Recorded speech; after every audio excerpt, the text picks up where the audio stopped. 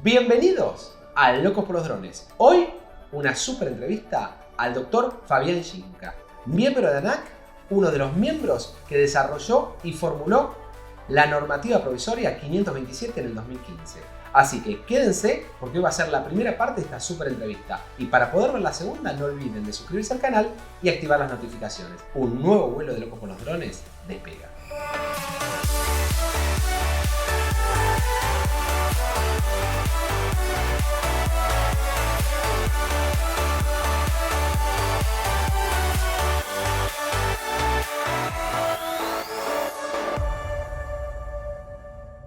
Bueno, gracias Fabián por sumarte a este ciclo de entrevistas de Locos por los Drones, así que, bueno, gracias por estar acá, así que te doy la bienvenida. Bueno, gracias por la invitación y esta oportunidad de compartir algunas cosas con ustedes. Felicito por la iniciativa y interesante que resulta ser este canal.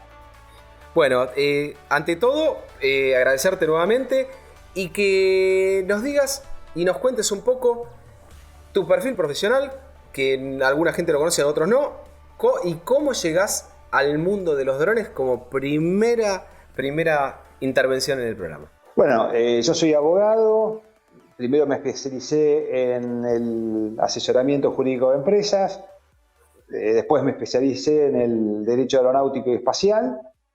A partir de esa experiencia, bueno, fui designado director del Instituto de Derecho Aeronáutico y Espacial del Colegio de Abogados de San Isidro, que es lo que motiva un poco este contacto.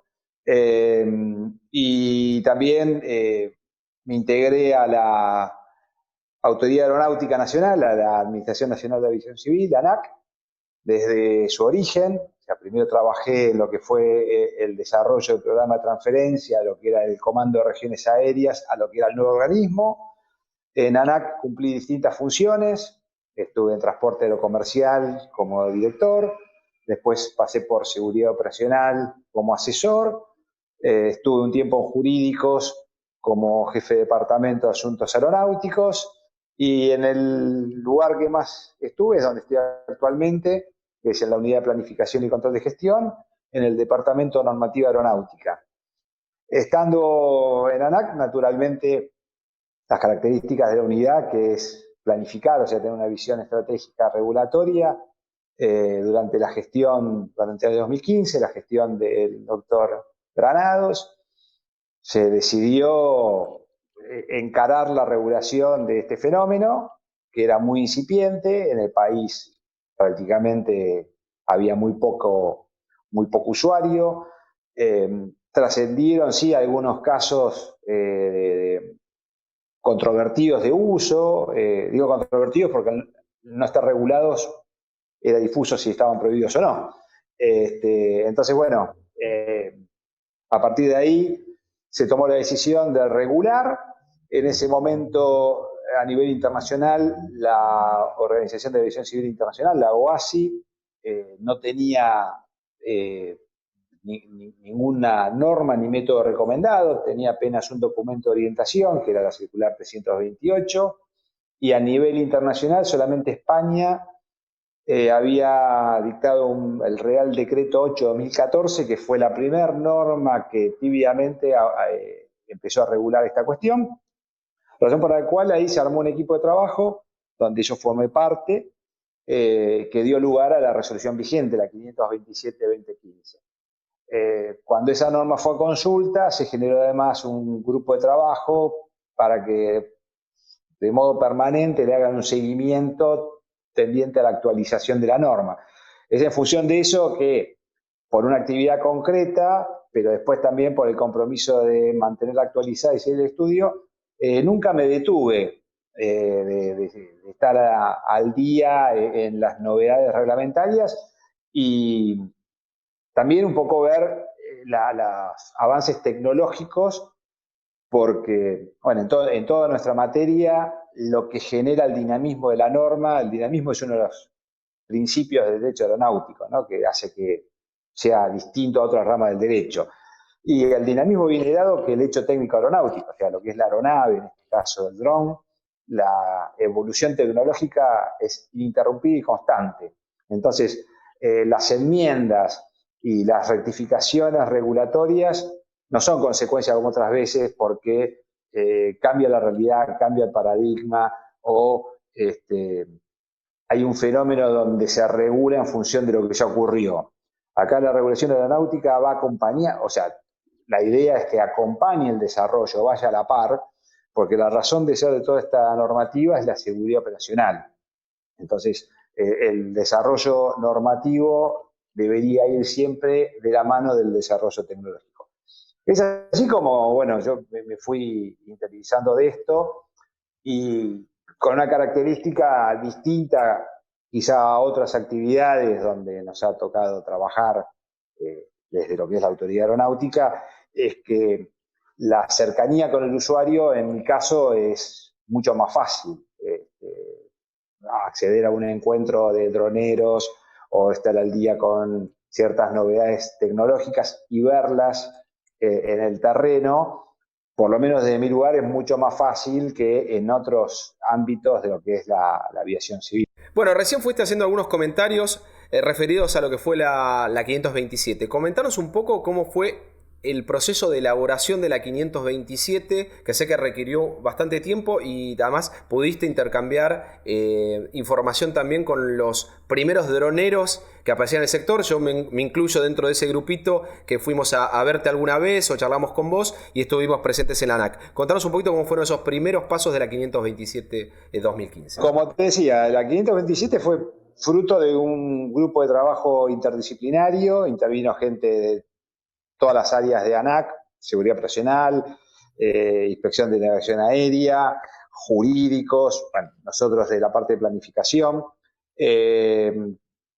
que como herramienta, una de las cosas que a mí más me gusta de lo que es mi actividad diaria en ANAC, en el tema regulatorio, es que la ANAC tiene por principio y por un procedimiento así establecido, que las normas que tienen impacto general son objeto de un proceso de elaboración participativa de normas. Eso está regulado por el decreto 1172 del 2003, que hace que una vez que la autoridad aeronáutica tiene un proyecto lo suficientemente maduro, lo somete a consulta pública por un plazo determinado, nunca es menor de 15 días, rara vez supera los 90, digamos, en ese rango se maneja, donde el proyecto está puesto a consideración de todos los usuarios futuros regulados para su aporte y devolución. En el caso de la 527, recuerdo que fueron 41, cerca de 80, 41 fue en la 880, que es la que la dejaría sin efecto. Hubo cerca de 80 comentarios. Más allá de la cantidad, yo siempre lo que rescato en estas cosas es la entidad de quiénes, desde qué lugares se comentan. Recuerdo que la 527 hubo comentarios del Ministerio de Agricultura, naturalmente de 3 cámaras de usuarios o pilotos remotos, que fue como curioso porque la actividad todavía no estaba desarrollada y ya había distintas asociaciones de usuarios, universidades, el INTI. En realidad, más allá del número, la expertise y de quienes opinaban fue muy importante a punto tal que ciertos aportes impactaron en el proyecto y la versión de la 527 tiene muchas cosas que fueron incorporadas en el proyecto vigente. La 880, que es la norma que la va a reemplazar, también fue objeto del mismo proceso. También hubo, decía 41, los comentarios. Hubo ausencias a nivel de que en esta oportunidad no intervino. Cuando yo decía recién el Ministerio de Agricultura, es porque hubo una visión del uso en trabajo aéreo y sobre todo en zonas rurales. Esa voz estuvo ausente, la 880, no quiero decir que con esto la futura norma no prevea la cuestión, pero se ve que inicialmente se focalizó más la cuestión.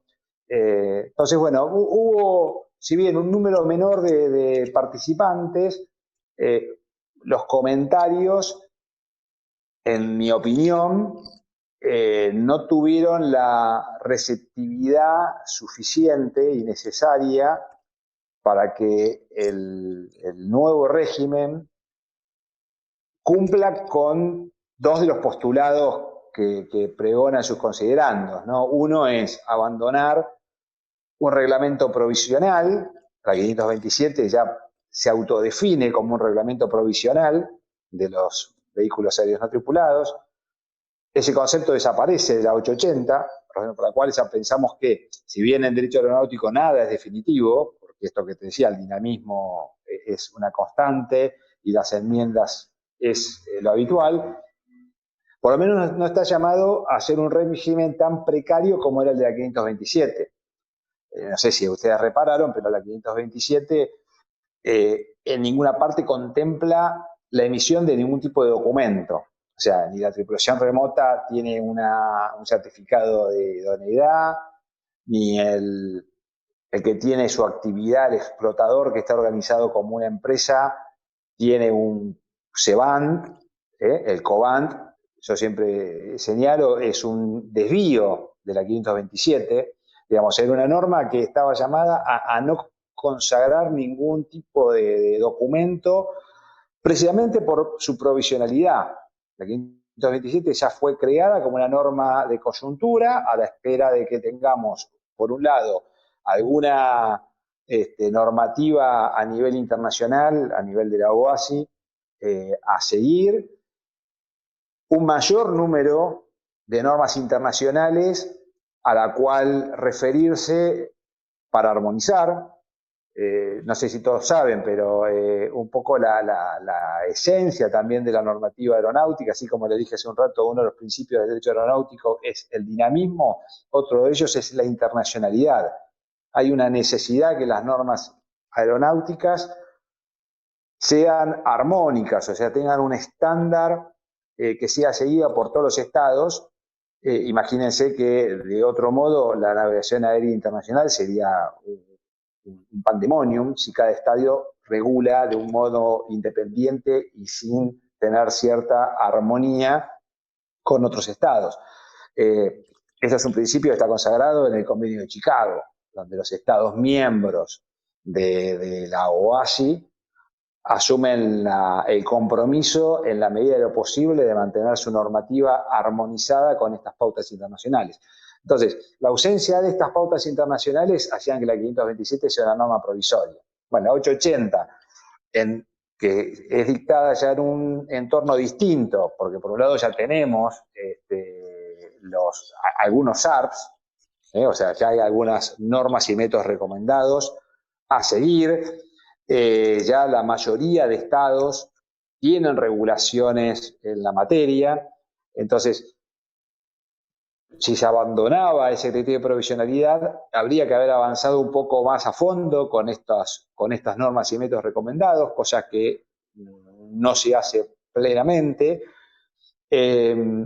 Y bueno, es ahí donde gran parte de estos comentarios que se hicieron en el pedido de consulta no fueron del todo incorporados. Ustedes saben, o digamos como dato interesante, es la resolución 880 debería haber entrado en vigencia el 1 de julio, así estaba previsto, y atinadamente, el mismo 1 de julio se dispuso su prórroga de entrada en vigencia hasta el 31 de diciembre.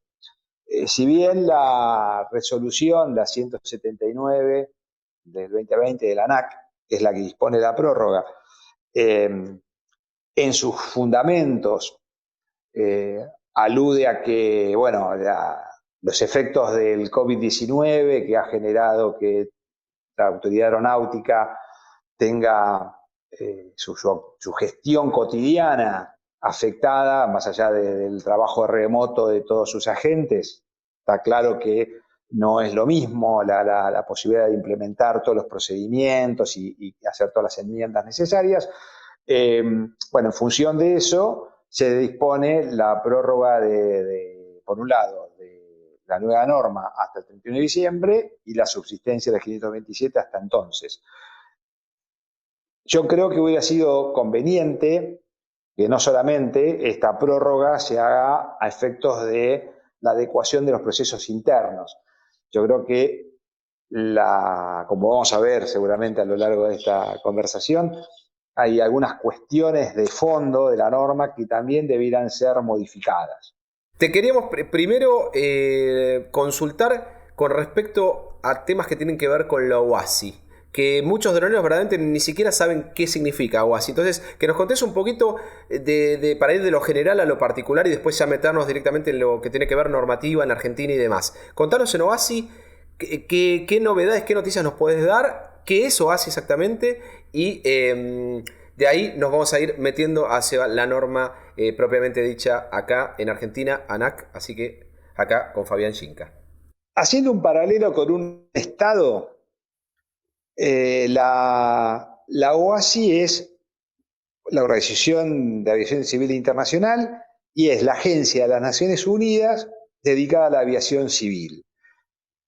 Cuando decía haciendo un paralelo con un estado, la norma más importante que tiene un Estado y que es la que establece los principios a los cuales tiene que adecuarse toda su normativa interna, es la Constitución.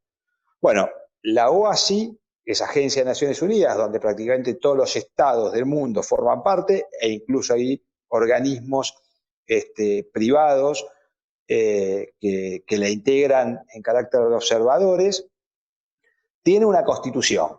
Esa constitución, esa norma básica es el Convenio de Chicago. El Convenio de Chicago en realidad es el Convenio sobre Aviación Civil Internacional, se lo llama popularmente Convenio de Chicago, pues fue firmado en Chicago, Estados Unidos, en 1944. Este convenio fue el sucesor del Convenio de París de 1919, que es la primera norma que reguló la aviación civil internacional. ¿Por qué es importante el Convenio de Chicago? Porque ahí ahí se contienen ciertas directivas claves que todos los estados tienen que cumplir. Por empezar, el Convenio de Chicago, que digamos es relevante a esto ya que lo traen ustedes a cuento, el Convenio de Chicago del 44, al igual que el Convenio de París de 1919, ya tienen una referencia a la aviación pilotada a distancia. Razón por la cual todo aquel que crea que esto es un fenómeno del siglo XXI, la pifia, porque digamos los drones son algo que surgió entre guerras y como suele ocurrir en gran cantidad de todos los adelantos tecnológicos en materia de aviación civil, primero aparece la novedad del ámbito militar y luego migra al ámbito civil. Y los drones son parte de esa historia.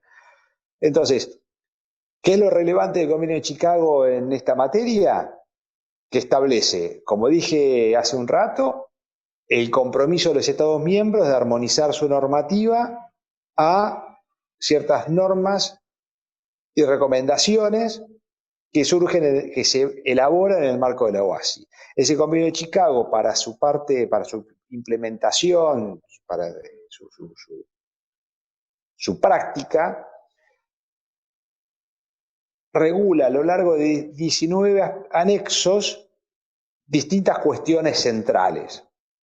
Licencia, operación de aeronaves, seguridad operacional, seguridad en términos de lo que es la protección de las personas, de las cosas. O sea, son 19 anexos donde se van compendiando determinadas cuestiones.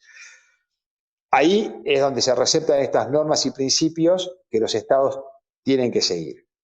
Pero el mismo convenio también establece algunos principios fundamentales, uno de los cuales es el que hace que nosotros en Argentina, la Autoridad Aeronáutica, abordó a estos dispositivos considerando los vehículos y no aeronaves.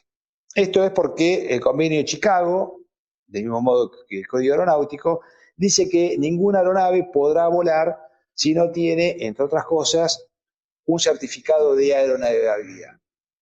O sea, que esté la aeronavegabilidad certificada establece que bajo las condiciones que el fabricante ha establecido, ese equipo mantiene su aeronavegabilidad.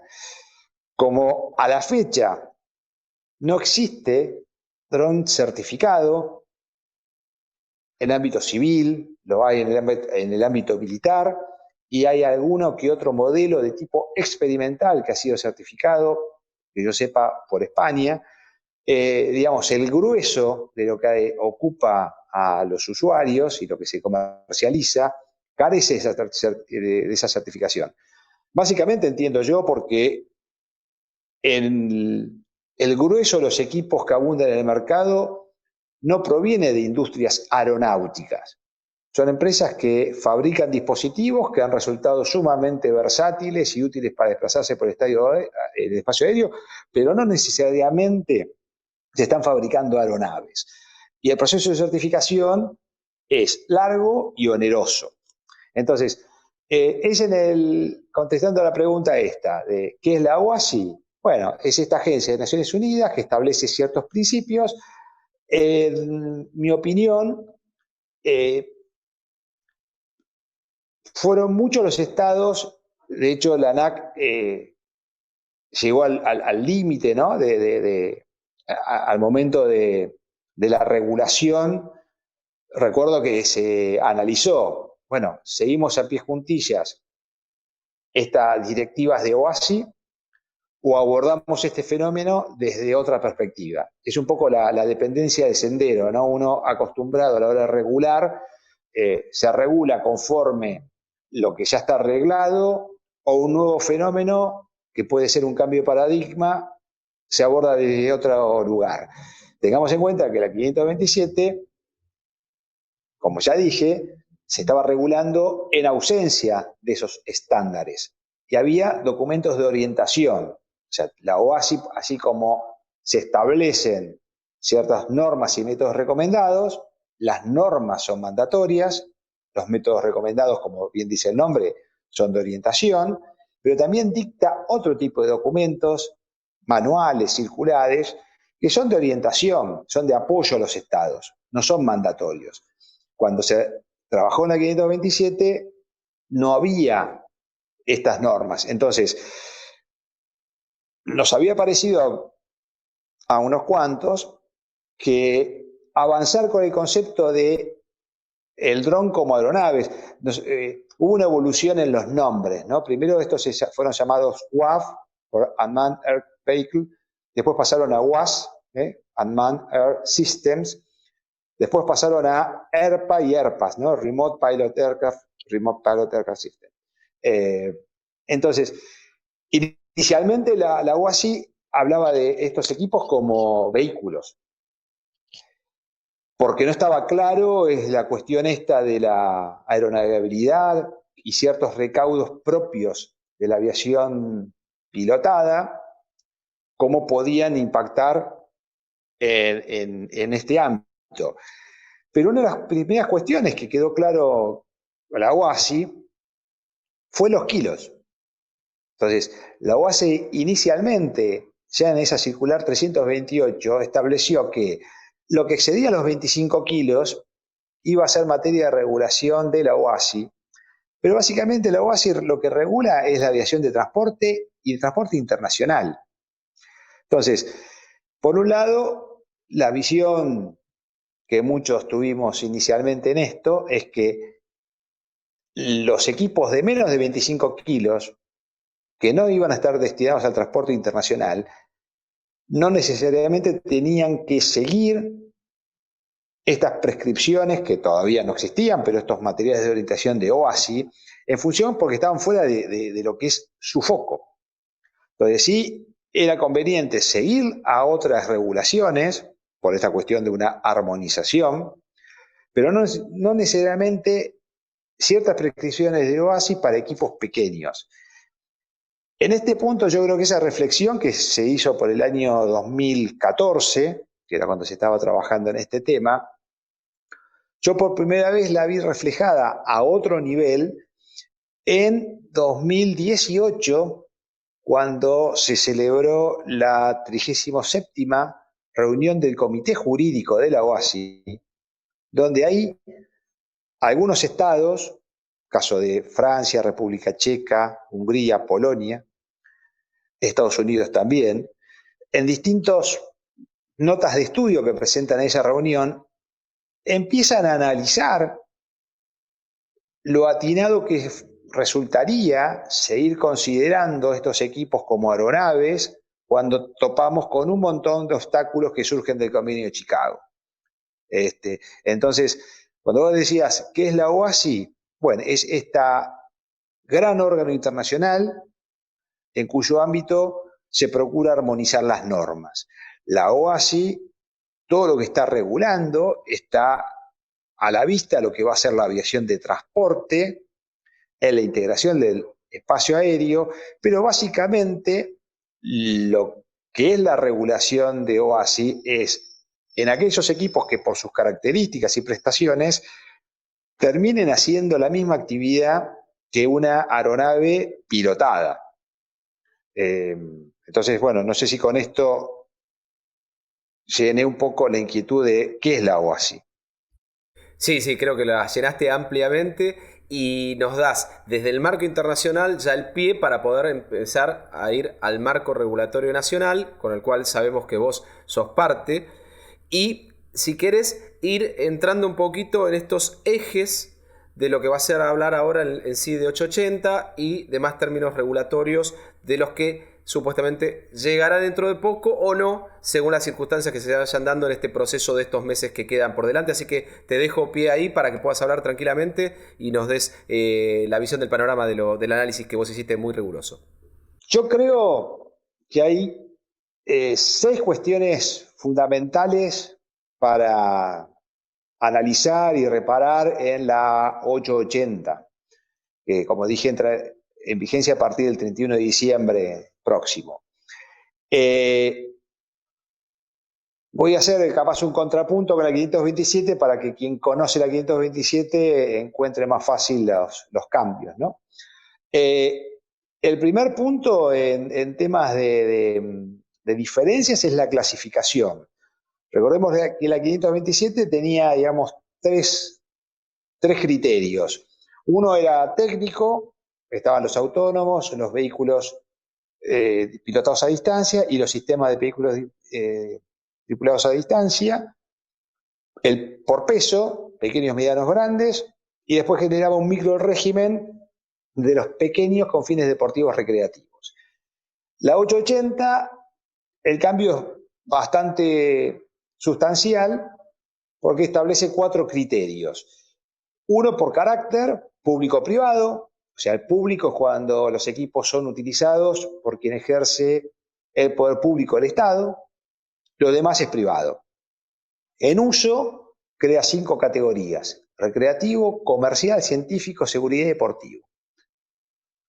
En peso, cambia el concepto porque crea 5 categorías, también depende del peso. A, B, C, D y E, la A hasta 500 gramos, la B hasta 5 kilos, la C hasta 25, D hasta 150, E más de 150 kilos, siempre tomando en cuenta el peso máximo de despegue.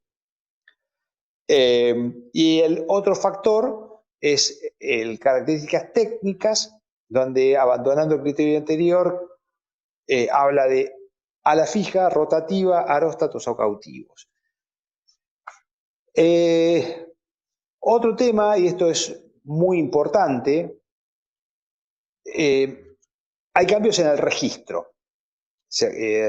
Recordarán que la 527, excepto los pequeños deportivos recreativos, el registro era obligatorio para todos los demás.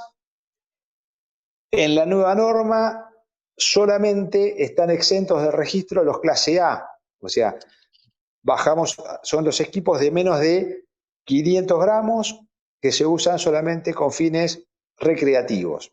O sea, se amplía un poco el universo registral.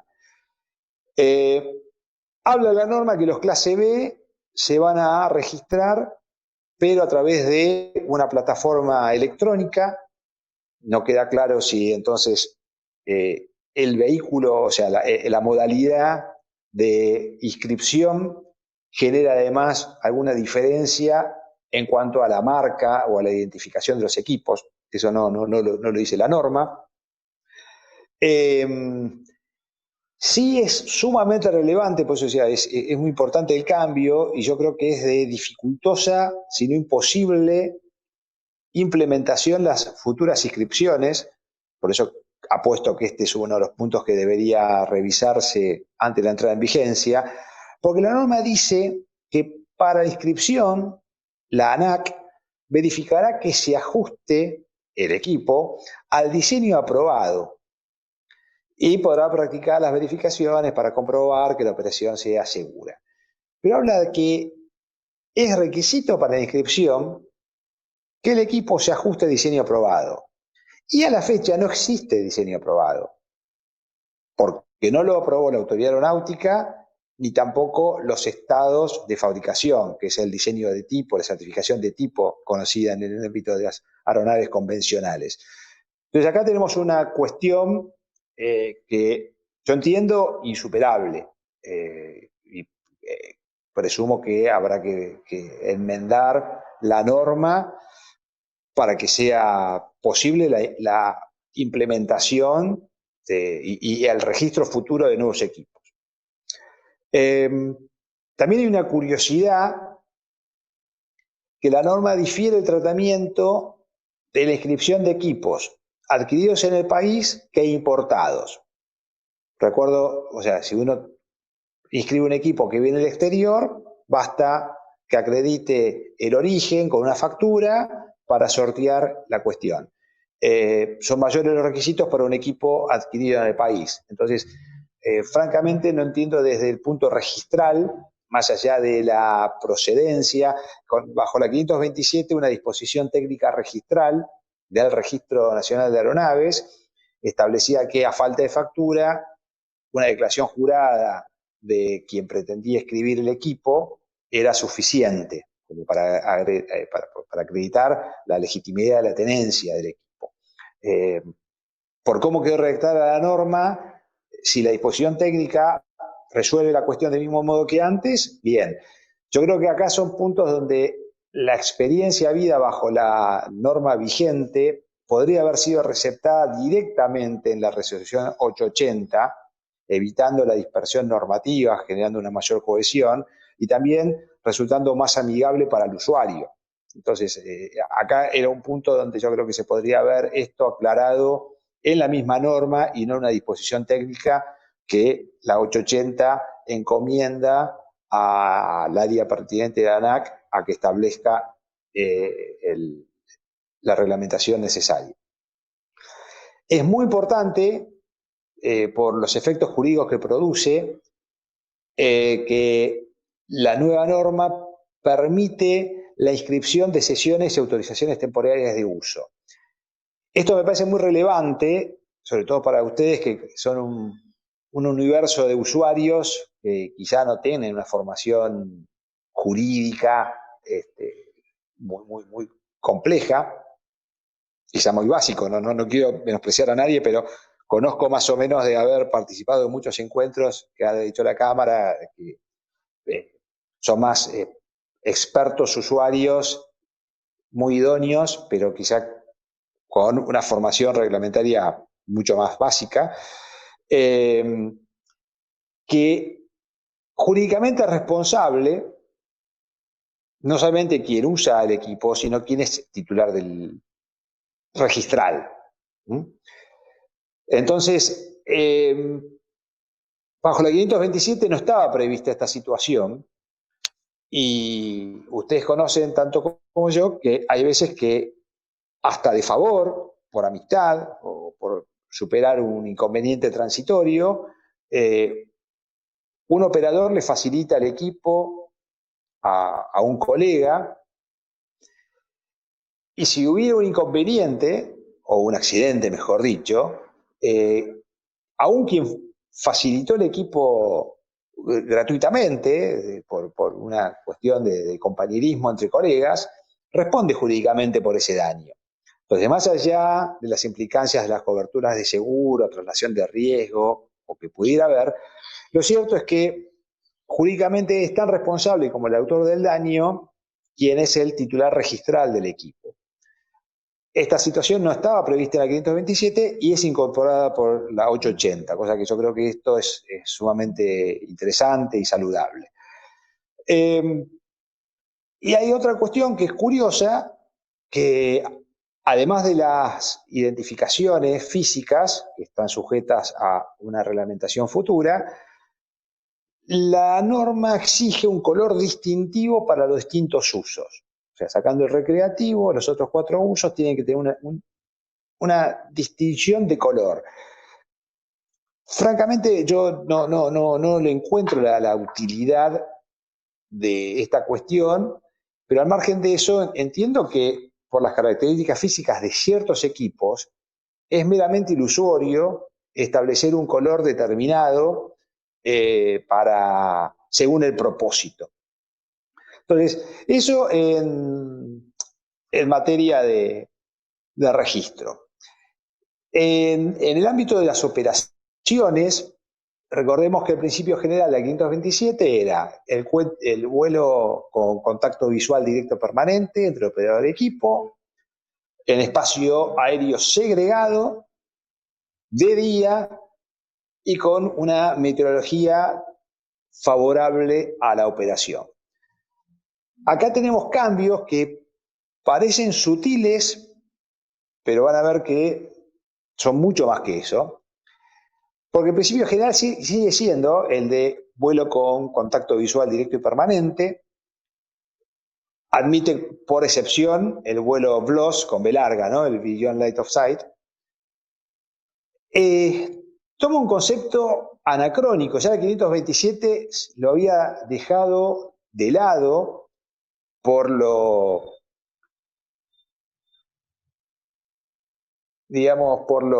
estoy buscando un adjetivo que no sea peyorativo, ¿no? Digamos por lo inútil, que era la referencia a que esa operación, ese contacto, no podía generar que el equipo operase a más de 200 metros de distancia del operador. Esto lo contenía el Real Decreto 8/2014 de España, también lo establece la RAC 91 colombiana y el reglamento de drones de Irlanda. Puede que haya algún otro estado que lo haya regulado, pero son las primeras regulaciones donde la autorización de la operación estaba ceñida a un montón de requisitos, entre los cuales se establecía el límite de 200 metros como un límite máximo. Que entendíamos nosotros en su momento, cuando trabajamos con la 527, que por las características físicas de ciertos equipos y las condiciones meteorológicas, puede ser que los 200 metros, aún el equipo resulte visible para el operador, como también podría ser que un equipo resulte no visible para el operador a una distancia muchísimo menor. De modo tal que la exigencia del contacto visual directo y permanente era harto suficiente para limitar la operación a la distancia. Entonces, eran las características físicas del equipo y la visibilidad que éste permita lo que iba a establecer el rango visual. No obstante esta cuestión, la 880 introduce este concepto. Y habla de operaciones en espacio aéreo no controlado como principio general. Hago el contrapunto. La 527 habla de espacio segregado y la 880 habla de espacio no controlado. Parece que es lo mismo, pero no es lo mismo. Entonces vamos a una cuestión conceptual básica para que se entienda. El espacio aéreo segregado son aquellas coordenadas de latitud, longitud, que el proveedor del servicio de tránsito aéreo, en este momento es la EANA, la Empresa Argentina de Aviación Aérea, establece para una operación determinada. Entonces, el espacio segregado es un espacio circunstancial, temporal. Se reserva espacio aéreo para una operación concreta, cumplida o vencido, termina. Hay algunos espacios segregados con cierta permanencia, que son muchas veces aquellos que donde están emplazados escuelas de aeromodelismo. Entonces, por eso muchas veces se asocia una cosa con la otra. Pero es algo muy distinto al espacio no controlado, porque el espacio no controlado es aquel en donde el proveedor de servicios de navegación aérea no presta servicios. Entonces, estamos de alguna manera, por un lado, quizás haciendo más dinámica el tema de operaciones, porque el espacio segregado requiere una coordinación previa con el proveedor de servicio para la reserva del espacio. El no controlado ya por definición está establecido, pero es mucho más complejo para el usuario no especialista tener el conocimiento de cuál es el espacio no controlado. En términos generales, y haciendo una muy mala simplificación, uno dirá que toda operación por debajo de los 43 metros de altura, porque es el espacio más restringido en términos de altura que tiene la norma, es espacio no controlado, porque naturalmente a muy bajo nivel, respecto al nivel del suelo, no hay servicio de tránsito aéreo, excepto cuando uno ya está en el ámbito de influencia de un aeródromo. Pero dentro de lo que la norma se puede presentar con un sentido docente o de inducir al no especialista a las buenas prácticas, entiendo yo que la referencia a espacios segregados era más clara que esta que contiene la 880 de espacios no controlados. Y excepto el caso anterior, que hablaba de ámbito de influencia de los aeródromos, que son los 5 kilómetros alrededor del eje de pista de un aeródromo, un aeropuerto, la altura máxima son los 120 metros. Naturalmente, la 880 como la 527 establecen ciertas dispensas, ciertos permisos. Una de las cuestiones que también para mí cabe observar del nuevo régimen es la dispersión de autoridades de aplicación. Si algo caracterizaba la 527 era que claramente enfatizaba prácticamente el principio general era disfuncionar a todas las operaciones aéreas deseadas por cualquier usuario profesional o comercial, por todas las prohibiciones que tenía, pero prácticamente todas las prohibiciones tenían su dispensa. Y en todos los casos la dispensa la otorgaba la autoridad aeronáutica, solo la autoridad aeronáutica, y la operación ya autorizada debía coordinarse con el prestador de servicio de tránsito aéreo. Así lo establecía claramente la 527. Tras cada prohibición, normalmente estaba esta previsión.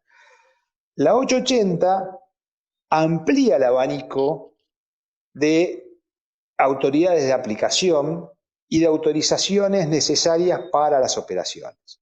Entonces, en el caso del prestador del servicio de tránsito aéreo, incluso llega al punto que operaciones que ya han sido autorizadas por la autoridad aeronáutica, el prestador de servicio de tránsito aéreo puede incluso analizar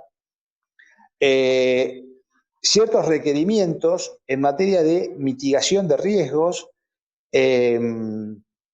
para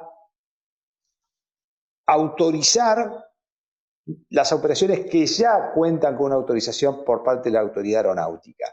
Este es un punto que a mí me parece curioso porque es claro que el ámbito de competencia de EANA es todo lo que hace la gestión del tránsito aéreo y es ineludible la intervención de su participación cuando la operación va a ser en espacios aéreos controlados, pero fuera de espacios aéreos controlados, EANA carece de competencia. Al margen de una cuestión ya quizá más de tipo purista académico, si se quiere, que EANA, en tanto prestador del servicio, hoy circunstancialmente es una sociedad del Estado, pero no es el Estado. Entonces, a mí me hace un poco de ruido que algo que podría estar en manos privadas resulte tener competencia para autorizar. El prestador de servicio da un servicio, pero no autoriza. Sí, es ineludible su intervención en aras de la coordinación y porque tiene la gestión del espacio aéreo, repito, controlado. Fuera de eso, no tiene competencia. Y la norma, en algunos casos, en ámbitos donde no tiene competencia, supone que es ese prestador quien tiene autorización para, valga la redundancia, volver a autorizar las operaciones. Y hasta acá llegamos con esta primera parte, a esta jugosa entrevista al doctor Fabián Cinca. No olviden de suscribirse al canal, activar las notificaciones para poder ver la segunda parte que dentro de poco va a estar en este canal Loco por los Drones. Hasta acá llegamos con este super capítulo y el doctor Fabián Cinca.